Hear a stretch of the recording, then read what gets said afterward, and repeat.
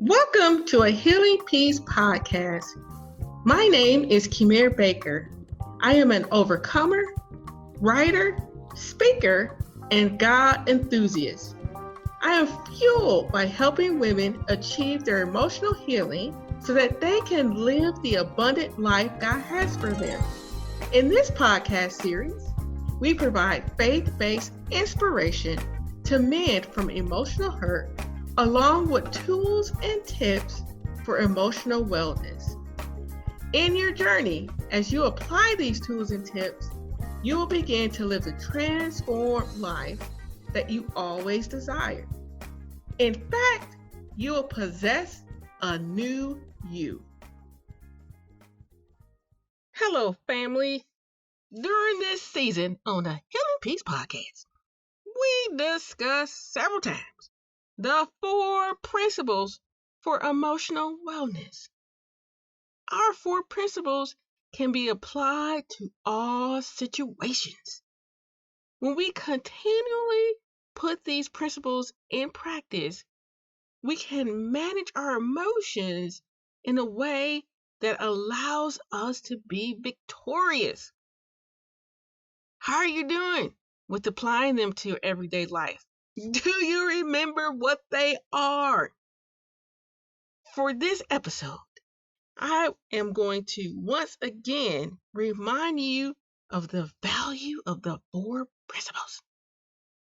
Take a moment to listen to highlights from podcast number 42, A New You, episode 6, Living a Purposeful Life. In this episode, I introduced the 4 principles during an internet radio interview.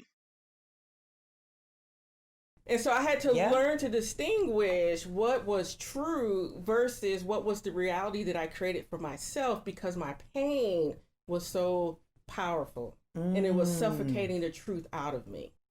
But that's something that I still deal with. Yeah. Because of working through my emotions. Yeah. And especially for someone who's been traumatized, your emotions are elevated more than the average person. Yes.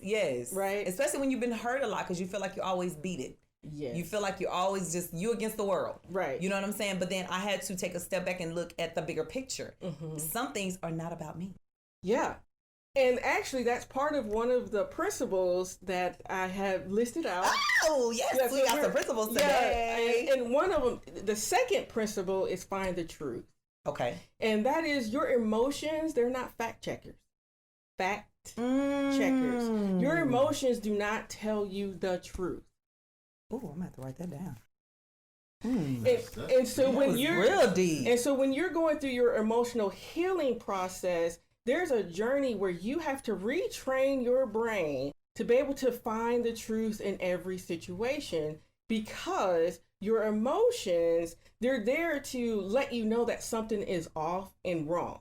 There's a good piece of it, but what happens is, especially when you've gone through a lot of hurt, is that you end up putting on all those other experiences and on top of it. Right. Yes, because when you're going through it, you thinking of this happened, that happened, you did this, you did that. Oh my God, that is so true. So you have to go through, okay, what is true in this situation? Did this person actually hurt me, or am I thinking that this because of this other experience? And most of the times when we're going through our healing, a lot of it is that we project. And that's something that in my own journey, I got talked about, like, come here, I'm not that other person. Right. Stop it. Right. You know, this is not that relationship. Stop it. You know what? And that is true, because I even had to say, look, that happened, but that's not this. Exactly. Chill out, Keisha. Exactly. Stop doing that. Stop taking stuff to heart. Yeah. That person ain't look at you like that because of this. Right. That person might have did it years ago, but that don't mean this person is doing it. Exactly. Let's talk about the principles. Yeah, and it applies to everything. My first principle is transformation prayer. Okay. Right? And I say that because what happens is a couple of things. We've been hurt so much that we don't think that God is listening. True. Or we didn't get what we want we have life disappointments. So we think God isn't there and he doesn't care about us. Right. But what I always encourage people to do is to kind of look through their prayer life with a different lens. Right. Right. With a different lens. I like that. And the first one is, instead of making it overly complicated, because I know when I was growing up, we was taught the Lord's Prayer. Right. You say this every day, da, da, da, da, da, and then you pray your stuff. Right. And what happens is that it becomes very methodical. It becomes not heartfelt. Right. It's like I'm just saying something like the Pledge of Allegiance. Right. Just something I'm supposed to say. Right. Just to get me through the day, and just so I can quasi feel good that I did something. Right. Yeah. And so what I try to encourage people to do in that transformation prayer is just to talk as if God is sitting next to you. And just to have a conversation. And it's amazing that once you start talking through things, you'll be able to get more at peace. And as you're talking through those things, coming up with what I said, the fact checkers. Right. Like looking at, okay, what is true? What is not true? Okay, God, help me to see the truth in this. God, I need your help. This is way over my head. Way over my head. And I need to calm down. Right. And I tell people all the time, like, I'm one of those kick and scream, crybabies, throw myself on the floor type prayer person because my emotions are so intense that I need to be able to process it. Right. And sometimes when I'm just rehashing over in my head, I'm not necessarily getting it out. And so that should be the first step, is like talk it through with God. Talk it through. Okay. And then the other thing that's really key, especially when you're dealing with disappointments and all those type of things, is to keep a journal and to look at the things where God has brought you out of. Not only brought you out, but what did he say no to? Because sometimes we think I'm supposed to get everything because I finally got myself in a good place. I finally surrendered. Now I'm supposed to get X, Y, and Z. Wow. And you think that's what it's supposed to be. Right. Because I prayed. Be what you and I'm being faithful. Right. And I'm faithful. And I did everything you told me to do. Yep. And how you said do it. And it didn't happen. Right. And then you get mad at God. Yeah. And then you stop talking to him. I've been there. And you say, well, God, you don't love me because you didn't answer X, Y, and Z. And so what I encourage people to do is keep a journal of those things that God said no to and revisit. Because when you go back to it, sometimes you begin to see the bigger picture. Why you didn't get that. Right. Because right now we don't see the big picture. That's true. It's really small. Yeah. And so like for me, like like I said before, I'm an overachiever. Like I like to do a lot of different things. I like to receive stuff. Yeah. Right. Yeah. It's like, God, I worked. I'm expecting my raise by the end of the year. Yeah. I did all this. I came in. I was on time. I was talking to people. I denied myself because I wanted to slap everybody, but I didn't. So by the end of the year, I'm supposed to get my raise. Yes. Right? Yes. But instead, by the end of the year, I got fired. Ooh. What do you do with that? So was God not listening? Bitter. Right. Did he not listen to me the whole time? Right? Well, I was trying to do all these things, make sure I was on top of my game. Right. Hey, well, I'm fired. Right? Right. And so I've experienced something similar where I thought I was supposed to be here at my job, and then at the end of the year, they, cut my pay.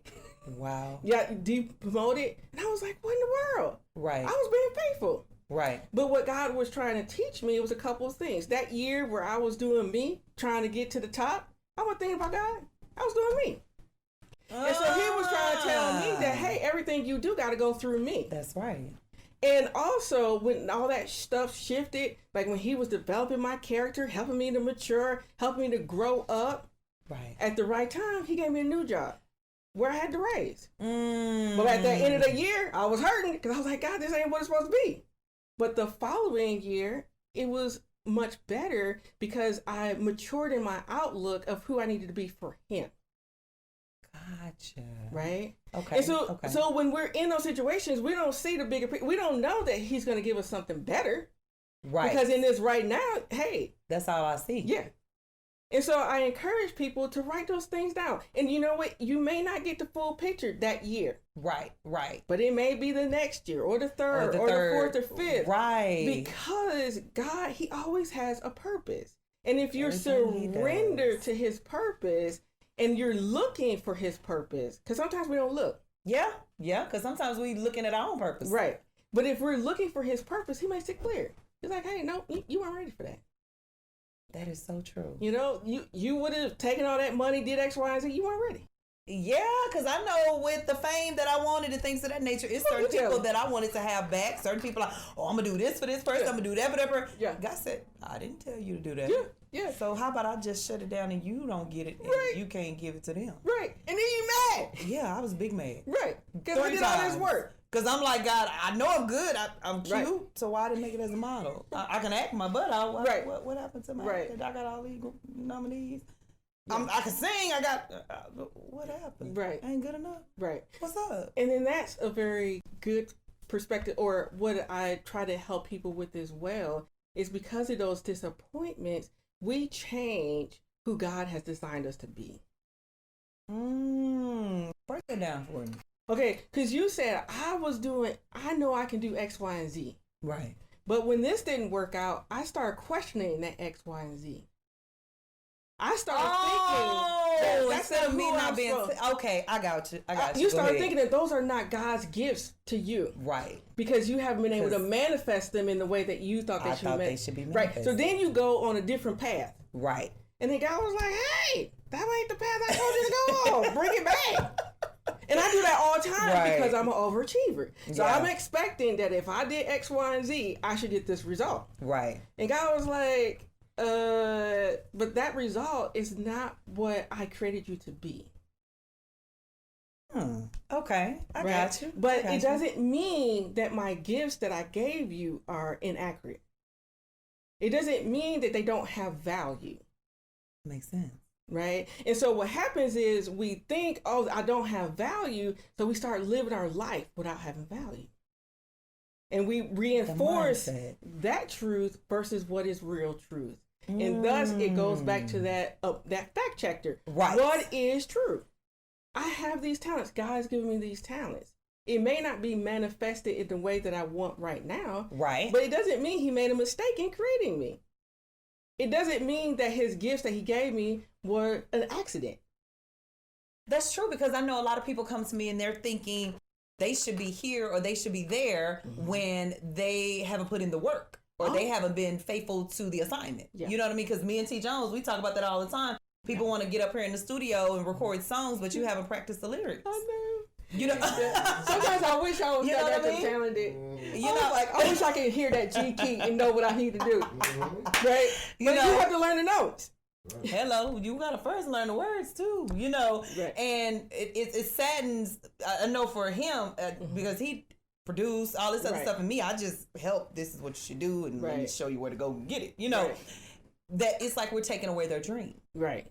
And you can't take away something that is yours. You can't take away something that God gave you. Right. Yeah. But you got to do the work. Yeah.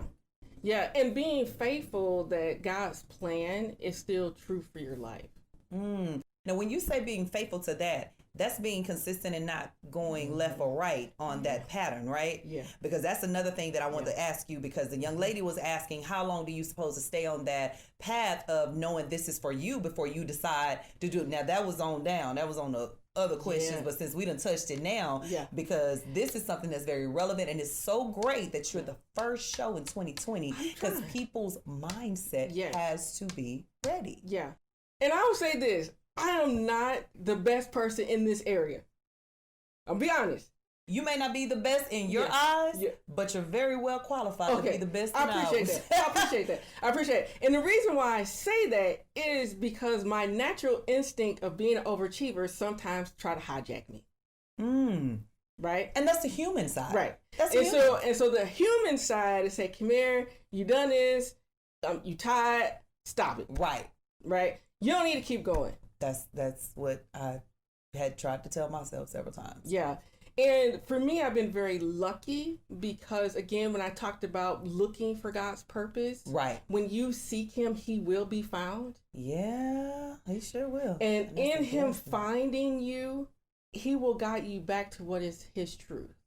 And so I've wondered many times and for years, and I say that in the sense of the nonprofit. Okay, my nonprofit, this is something that's been a passion in my life since my first breakdown when in my 20s. Gotcha. Because I learned like little tricks and tools of, this actually works. And to be able to encourage people through their journey, because it's hurtful. Yeah. And I was like, I was by myself. I felt alone. I felt, kind of thrown in the trash, so to speak. And I was like, I don't want someone else to have that same experience, right? Right. And so in my 20s, I said, okay, one day I'm going to do X, Y, and G, and I'm going to help people to work through their emotional healing journey. I love it. Right? I love it. But I'm in my 40s. Right. And it's just starting to manifest. And that goes back to when I did the live about your season and when it's your timing. Exactly. Highlight from podcast number 43, A New You, episode 7, Living a Vibrant Life. We have Miss Kamir Baker in the building, you guys. I'm so honored to have her back on the show. And she will be back, y'all. She coming back. She's part of the family, so she can't leave us too long. Now, you guys, today we're talking about basically, I would say just getting to know yourself on a different level. Yeah. Is that what safe to say, Miss Baker? Yeah, because you want your new year to be a year vibrant. Yes. Yeah.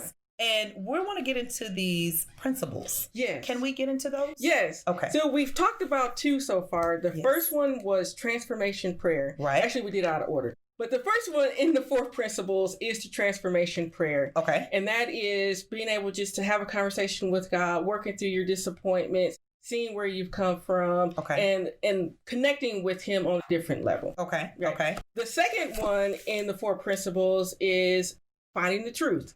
Your emotions are not fact checkers. That is so tough to say. But anyways, so that's the second principle. And again, these 2 apply to everything that you do in terms of just being a human being. Right. Yeah. Right. And then the third principle is be your best cheerleader. Ooh, yeah. And this principle deals with self-care. It deals with learning who you are, because we talked about, God's gifts, they never change. They're always with you. Just because things don't work out, right? That's still what he gave you to be and do. Be your best cheerleader. I love that. Yeah, and so one of the things that I encourage people to do, which most people don't do because it's work, and people don't like to do work, is what I call I am statements. And in those I am statements, like for me, it took me a long time to find my I am statements and believe them. Okay. And my I am statements are, I'm beautiful. Oh, I love it. I'm intelligent. Yes. I'm loved. Yes. And those were the 3. And those 3, they're hard to admit to at times. Yeah. Because everything else is telling you, oh no.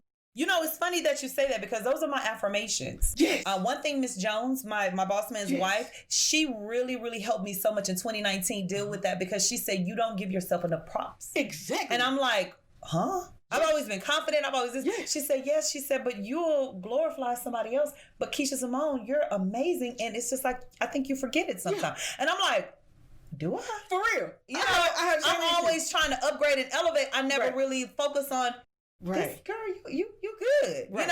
And so I did the list and even T. Jones back in 2017, 2018, when I first started the station, at the end of the year, he was like, you need to put affirmations on mirrors. Yep.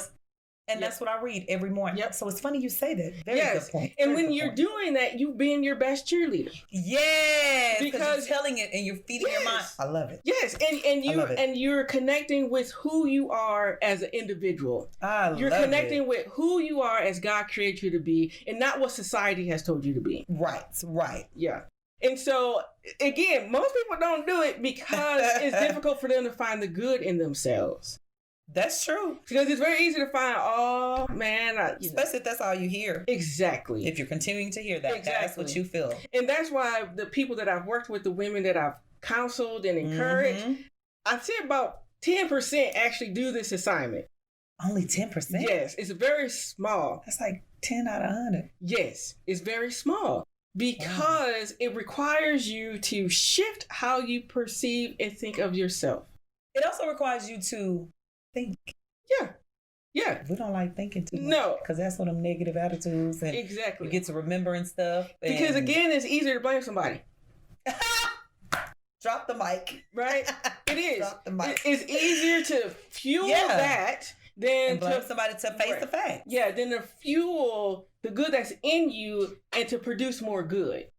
Okay. Because when you're fueled with the other stuff, you're producing more crazy. Cray. Right. Yeah. That's just the reality of it. Yeah. But if you're walking around and you say, hey, I'm beautiful.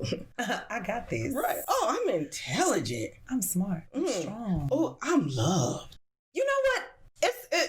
You just bringing so much. I ain't got to all the stuff, y'all. I'm gonna get to y'all questions. I promise. That means you did. Girl, we got 20 minutes.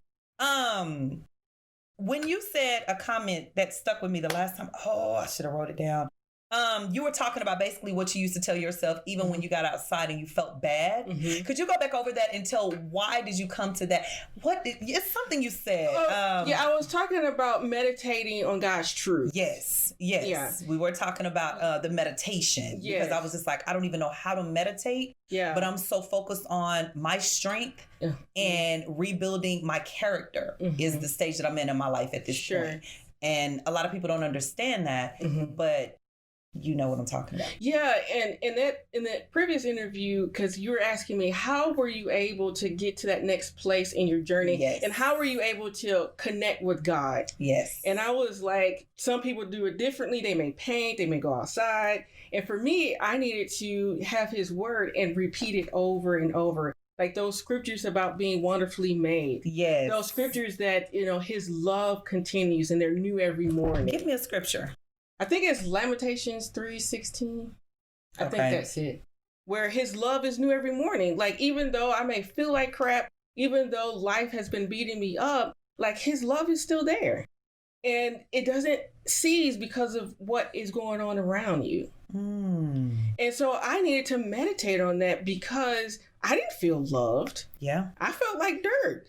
Right. And so I needed to know that someone else loved me in a good way. A healthy way. Sincere love. Yeah. Not just love because they may get something out of you. Right. And so I had to repeat those scriptures and been wonderfully made. I think that's Psalm 139, something like that. And just even recently in my own life, yesterday I spent time with God and he gave me my theme scriptures for the year. And in those theme scriptures, it talked about continually to seek his face. I love it. It talked about that he's with me, that I don't have to give into fear. Like he's going to walk me through where my enemies are trying to attack me. And say that again. He's going to walk me through when enemies are trying to attack me. I love it. And I believe that's Psalm 27 because I just did it yesterday. Okay. And so those are the things where, again, you have to infuse, and that's where that truth is coming in. You have to replace that old truth with good truth.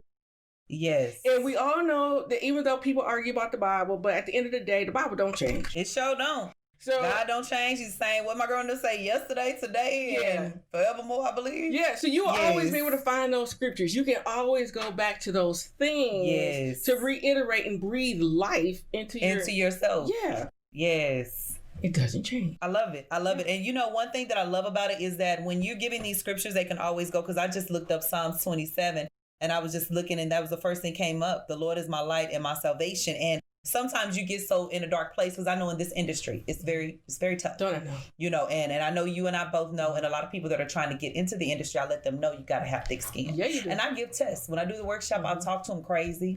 They'll come early and think that it's just in it, and I'll make them run. You know what I'm saying? Not make, but I'll be like, well, let's just go run. Let's go jog. And they're like, but I'm here for an acting course. Right. I just see where your head is. Right. Because when you're dedicated, you're dedicated. Right. Now, if I say go hop on one leg, you got to have some standards for yourself. Okay, Keisha Smart, I didn't come for this. Right. That's what I'm looking for. I'm not expecting you to go hop on one leg. Yeah. But those tests are so weird because this industry is weird. Yeah, it is. Yeah, because in my youth, I wanted to be a producer like T-Bone. Yes. And you would have been a good one because you're strict and you're very stern. Well, yeah, but the industry is not necessarily a God industry. True. And I had prayed, I was like, God, if I'm going to lose my mind. Because, I wrestled through addictions. Right. And I was like, if I'm going to be in a situation where I'm going to end up in more darkness, shut it down. And he did. And he did, because I was promoting a young artist, and I was so excited. I was sending out their stuff, but this artist had one song that I said, don't play. It was one song that went against my own conscience because how I talked about God. And I knew it wasn't true. And I was like, don't play this song. All the other songs on there are great. Play the other ones. And I remember the first radio station I got to play that song or play her records, they played that song. And I said, dang it. And so that was it. That ended my career. Because I was like, well, first of all, you knew you weren't supposed to be promoting anyways. Right? But you thought you could kind of go around it. Yeah, you try to adjust what you trying to work it out. You massage it. but at the end of the day, I had no control. Yeah. I can't control the other person. Yeah, you can only control yourself. Yeah. And I was like, okay, God, you showed me. But that goes back to what you were saying too in the last interview. And you guys, if you didn't hear our last interview, please go back. I'll share the dates and things of that nature online, but please go back. When it says, make sure that you remember when you said make sure your walk is right, and then that other one, don't focus on a much better memory than I do. I do. I like when stuff sticks with me because I focused on that, because when you're looking at your lane and you're straightening your car and you're doing things, you're not paying attention to them. And that's one thing that a lot of people got to do. Stay in your lane. Yeah. and that was actually the fourth principle. Hey, I don't even know. Y'all have not read any of these principles. Let me say that. I have not read anything. She hasn't shared anything. Yeah. This is just confirmation and God is real. Yeah. And in the fourth principle, you're like, how's that connect? I'm going to tell you. Okay. It's discover your purpose. Discover your purpose. Okay. Right. And it's finding out things that you love to do, what comes easily to you, and do something once or twice a year, once or twice a month where you're doing that. And you're going to feel more fulfilled. You're going to be more excited. Like he said, he worked the day after Christmas, but he's doing what he loves. Right. So it was nothing. Right. And why that's key and how that relates to the previous one is that when you're doing your purpose, you're not fixated on someone else's. Hello. Right? Hello. And you're staying in your lane. And you're not comparing to the other person. Because you're figuring out what you enjoy and you're going after it. That's right. And when you do that, God's going to bring the right people to you. That's right. That's right. That is so true. Yeah. So those are the four principles that you can apply in anything in your life, and especially in this new season, because what happens, we come in and we have these grandiose ideas of what we want to do, what we want to be. Yeah. And we do it every year. That's why I don't even look at, it's 2020. No, I started last year. Yeah. You got to do it every day, because after 2020, then what? You going to stop? Yeah. And then what happens is, because you're not getting the results, you eventually do stop. You do. But if you put these four principles in practice, sometimes you're going to be good. Sometimes you're not going to do well. It varies. Right. But when you walk through and you keep doing it, you're going to see change. You're going to see a happier you. Yep. You're going to see progress. Yes. And you're going to enjoy life again. Yes. And you're not just consumed with trying to survive. And you're going to have to start living. Because a lot of people die. Well, not a lot. Everybody going to die. Right. But nobody really acknowledges the living part. Exactly. You have just listened to highlights where we delve into living a purposeful and vibrant life.